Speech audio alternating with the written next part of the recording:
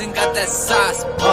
Hindi ko pinagpaliban ng pagiging magaling. Hindi mo malilito ang aking isip, sapagkat ramo-ramo ang nakatanim sa aking utak at hindi mo masisilip. Sapagkat magkaiba ang ako at ikaw. Lumabas na yung nahinog na dating hila. Puro pasugod pangarap ay aking ginagahasa. Hinata ko si Cupido, sarili pinapana. Utak ko ay palaging pinapagana. Mga gusot na pinagdaan ng pinalansya.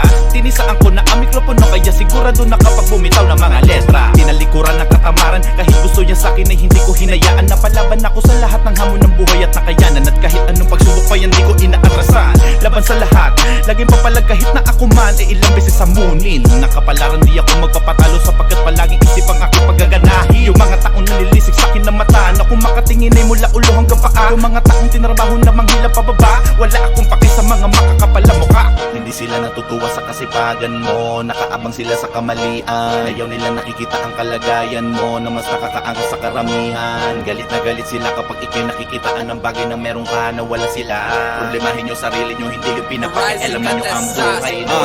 Talaga ng mga ko ay nauumay sa galawan na ngayon ng mga tao.